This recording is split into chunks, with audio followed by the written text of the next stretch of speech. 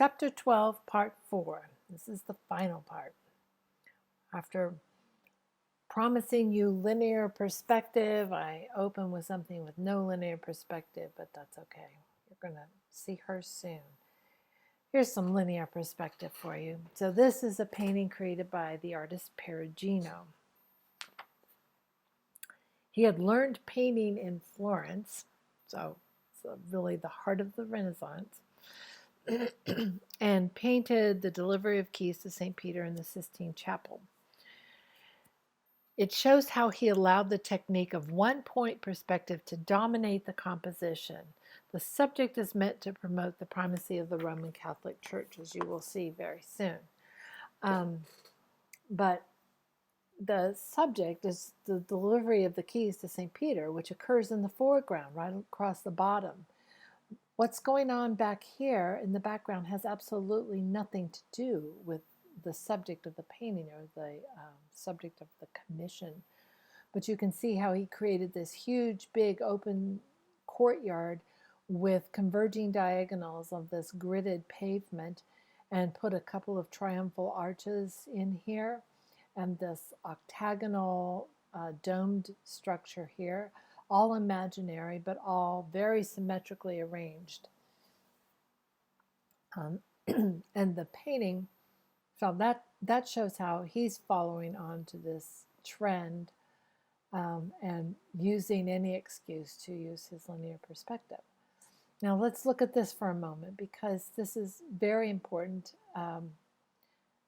Jesus is on the left and Peter is kneeling on the right, and in between them is this giant key. And this is because the Bible has a passage where Jesus says that he talks to Peter a lot and he gives him preferential treatment, and he says that he gives him the keys to the kingdom of heaven. And the artist here interprets this literally, like a giant key that will open the gate to heaven. And key becomes Peter's attribute, by the way. So if you ever see a saint with a key around him somewhere, it's Peter. So this is what the Catholic Church wants to emphasize. It wants to emphasize that they alone hold the key of Peter because Peter was the first bishop of Rome. The Pope is the bishop of Rome. It's just he's been called the Pope for a really long time. But Peter came to Rome and was the head of the church there, and then handed that down to the next guy, the next guy, the next guy, the next guy. So there's this unbroken chain of succession from Peter to whatever present pope is seated on the throne. And the Catholic Church doesn't want anybody to forget that it's the only church that was instituted by Jesus himself. And this is sort of the documentary moment here. We'll talk more about that a little later. But now let's look at the linear perspective that Perugino used. So once more, these analysis lines and the converging diagonals, and you can see he did really well. He has a single vanishing point right in the center of that structure. So bravo for him. So I told you this is so trendy. Everybody wants to learn the technique and to use it in their paintings, and they must do it. It's kind of like the bar that you must cross in order to get commissions, is to show that you can master this new sort of scientific approach. And here's a painting done by another Italian artist. I took this picture in a museum because all he cared about was the linear perspective, and he didn't even put a subject in it. He calls it an ideal city. It's an ideal city with no humans in it and no litter, no nothing. It's kind of fun. He probably wasn't finished, but I don't know. It's still in the museum. It's kind of funny. So another artist that jumps onto this back in Florence is Masaccio. And Masaccio creates this fresco on the wall of the church of Santa Maria Novella in Florence. And the whole thing is just a flat wall, just like the frescoes that Giotto painted in Padua. And so he's creating the illusion here of space. So he's using linear perspective for a more breathtaking form of illusion. And I'll show you a diagram in a little bit. So linear perspective was a rational method to make realistic architectural settings. Masaccio painted the Trinity fresco to give the illusion that stone funerary monument and altar receded into a deep edicular niche. The figures progress into space. A skeleton evokes a sense of their mortality in viewers. So this is God the Father. There's a white dove here, God the Holy Spirit, and God the Son. So that's why it's called the Holy Trinity. Also on the niche, in this scene of the crucifixion of Jesus, we have Mary and John the Apostle right next to Jesus. But a step down from that, removed from that. So this is sort of like the vision scene, the vision of the historical event. Then we have two Florentine people who are paying for this, a husband and wife. The patrons of the art, again, are included in the composition, but they're not in the crucifixion scene. They're just removed from it, but observing it.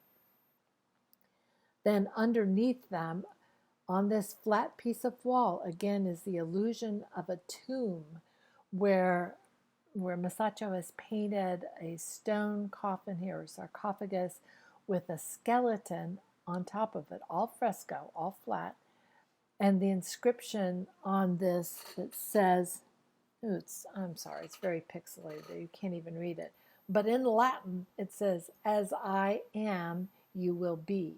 So it's a message from the skeleton to the viewer that you're going to die. You will one day be a skeleton just like me. Now, let me show you the diagram of this. So Masaccio went further than the other artists in just having this single vanishing point and this single illusion.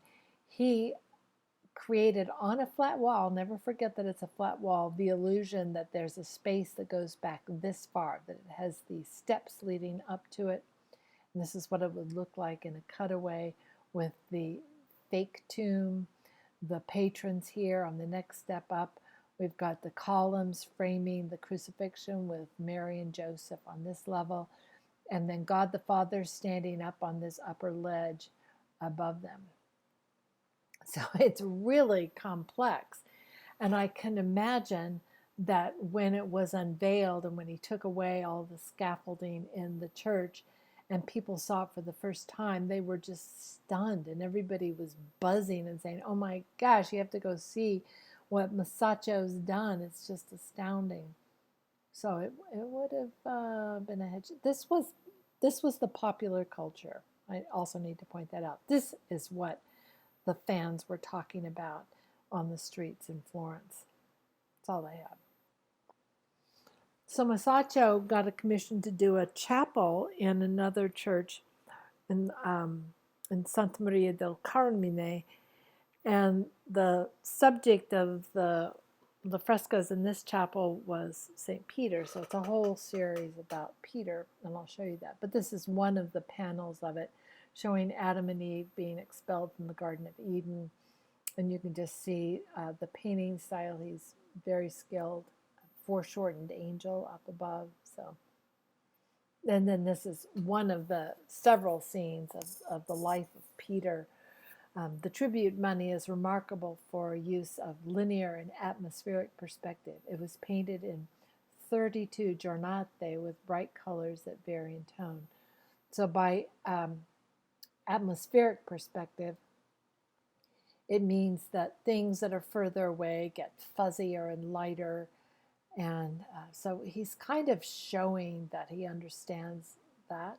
So this mountain, if you were up next to it, would probably have nice green trees on it, and they would look green. But from a distance, it looks very fuzzy and gray. That's the idea. And then he uses his linear perspective over here, but he's not like hitting us over the head with it. He's saying, "Yeah, I get it. I'll use it when I need to, but it doesn't need to be the main thing in my painting. The main thing is, of course, his figures and his painting, the story of Peter. Another early Italian artist who's using his linear perspective is Frangelico, and he was a monk, and he was in a monastery at San Marco in Florence. And he was working as early as 1417. His Annunciation uses linear perspective to extend the corridor of the monastery where it was painted into an imagined portico and garden. We can't, it'd be nice to see the whole room, but sadly all we can look at is the fresco. Slender, graceful figures render the scene with contemporary details. So I think it's pretty amazing for a fresco that the colors, the color gradients on the angel wings, for example, and the modeling on the gown of the angel, it's just very delicate. So it's really excellent fresco work. The thing that I find confusing is what's happening with the vaulting, and the perspective up here just gets a little bit unsettling. I think he could have done it in a way that wasn't confusing, but that's what he did. And he did several of these Annunciations all in the monastery. Now here's one that's kind of interesting. This is Paolo Uccello, and Uccello did a series of 3 huge paintings, tempera on wood panel. So I hope you're noticing that the Italians are not using oil painting yet. And he painted these for the Medici family, and these were 3 large paintings that they put up in their living quarters up in the top of that palazzo that I showed you. It was in the main room where important visitors would come in to talk to them about borrowing money or whatever, a political intrigue. And I've already told you that the Medici were newcomers, like nouveau riche. And so they want to connect with old Florence. So the subject of these 3 paintings is some historic battles in the history of Florence. So they're basically saying, yeah, we're one of you. We have our roots here too. And that's what the subject is all about. It's a battle. And the other 2 are also similar to this. The funny thing here is that Uccello seems to want to jump onto the bandwagon everybody else is on, which is linear perspective, even though his subject is a battle in the countryside outside of Florence. So he creates what I like to call his glowing pink patio. It's like there's a light source there, almost like it's a disco floor. And the battle's raging up here, but the lances are sort of falling into a grid pattern where they have to use linear perspective. That's kind of funny looking.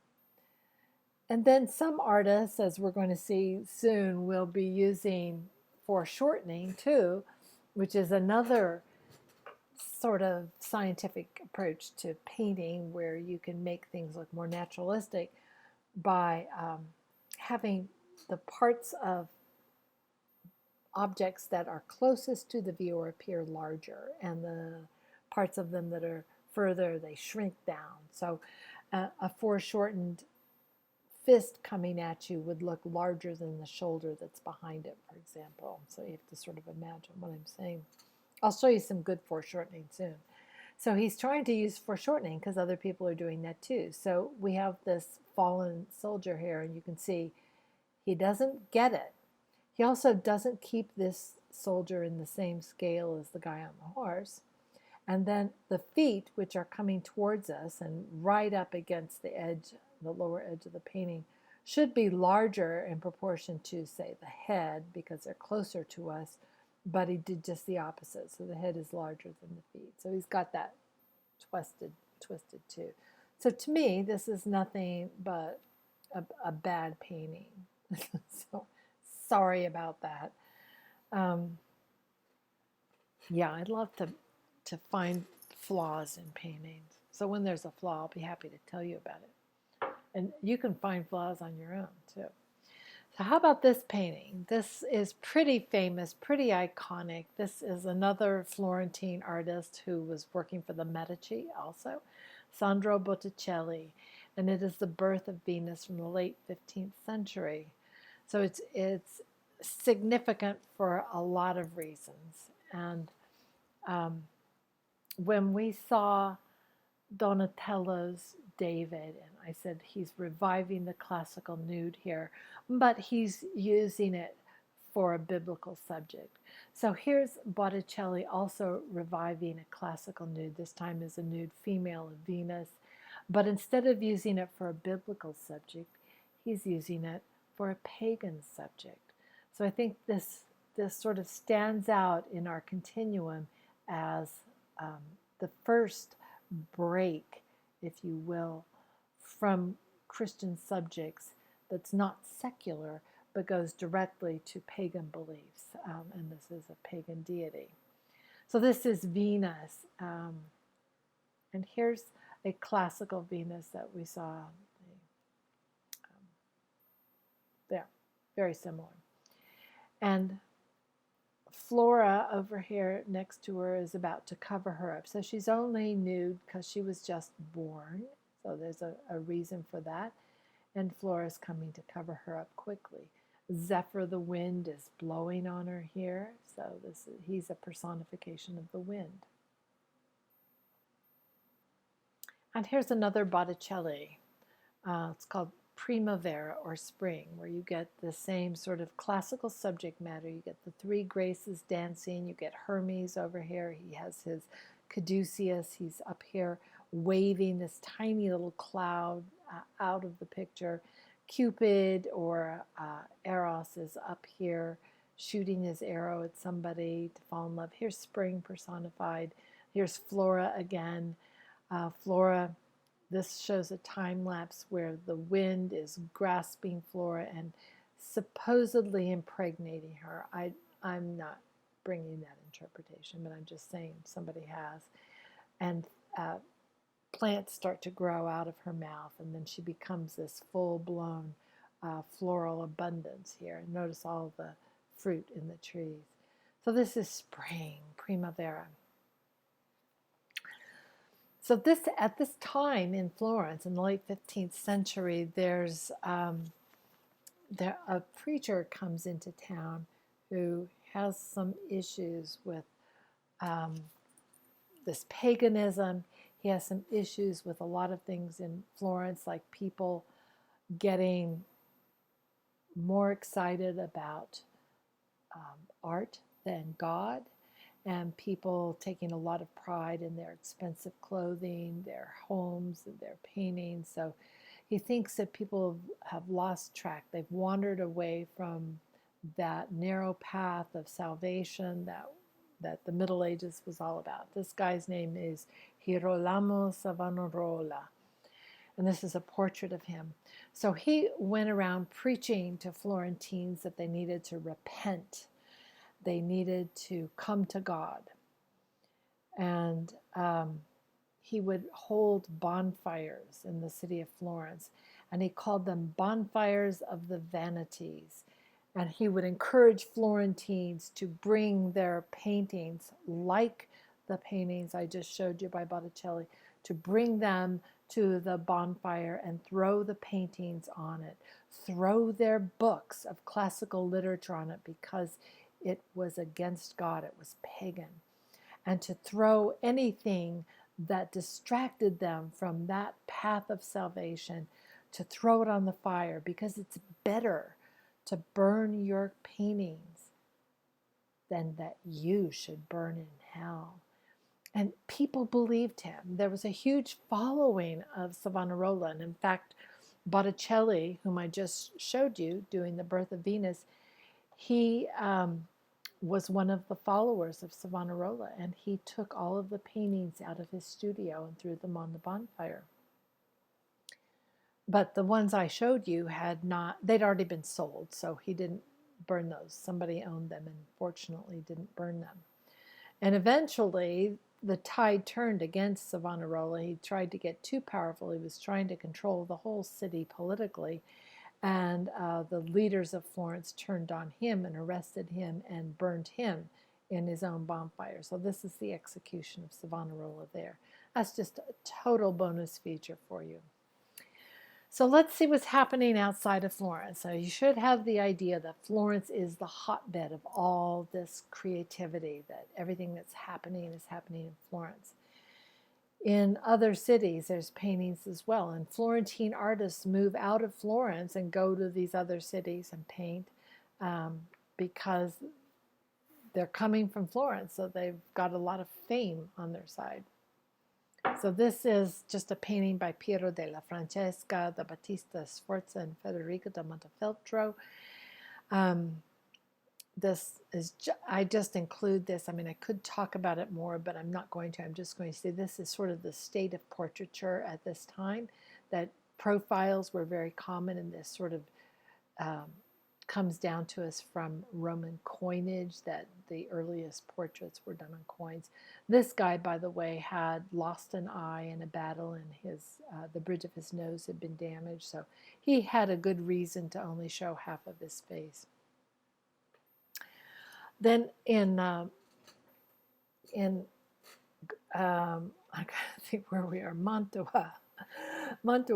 Andrea Montegna is a painter who, to my mind, is just as creative as any of the guys back in Florence, and he works a lot with foreshortening. So it's almost like everybody has mastered linear perspective. It's no big deal, but not everybody's doing well with foreshortening. So he sort of takes that on and becomes a specialist at foreshortening. And he creates this stunning and very playful ceiling painting in a bridal chamber. So Andrea Montegna worked for the court of Ludovico Gonzaga. The Camera Picta of the Ducal Palace displays unprecedented perspective and foreshortening. Figures are seen de sotto in su, directly from below, beginning a tradition of illusionistic ceiling painting. Putti play around the balustrade, projecting into space. So this is a flat ceiling, and he has painted this imaginary opening showing up above the sky with clouds, and there's a balustrade or this little railing around here, and lots of little putti. So these are little, like little cupids, only putti just are not singular. So there's many of them. Singular is puto, by the way. They're little winged figures. And look how foreshortened these little bodies are, these little chubby bodies. And some of them are sticking their heads through the railings. Here we've got a little puto bottom. We have a peacock gazing down. And some humans over here, including an African woman gazing. We've got a plant that's sort of balanced on a rod across it. So this painting was on the ceiling of a bridal chamber of some newlyweds. So the Duke of the Mantua hired Montegna. Sorry.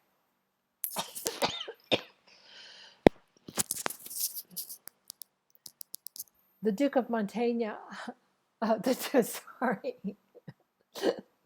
the Duke of Mantua hired Andrea Montegna to paint all the walls and the ceiling of this to celebrate the marriage. And so this ceiling painting would be above the bridal bed where the bride and groom are sleeping. I use my finger quotes there. So these women are peeking down and watching the married couple, and I'll leave that to your imagination, but you can see these women are blushing at what they see. So it's very playful. It's fun. The peacock is the attribute of Hera, or Juno, who's the goddess of marriage. So we also have this slight reference here to the classical world as well. And here shows the room with the paintings on the side walls and the ceiling painting up there. So it's a fabulous room. Lots of scenes, we could look at them, but we won't. The whole thing is just painted fresco, so it's lovely. It's really fun. I'm going to show this to you again when we see more ceilings a little bit later. So Montegna also explored different methods of foreshortening. So this and perspective. So this one is called a worm's eye view because he is painting this scene as though his head is down on the ground. He's viewing everything from ground level up instead of normal eye level. And this was destroyed in World War II, so I can't show you the actual painting, but you can see. He just took on the challenge. I mean, he did not need to do that strange perspective for this subject, but he chose to do it because I think he just enjoyed the challenge. And that's one of the things I really enjoy about him.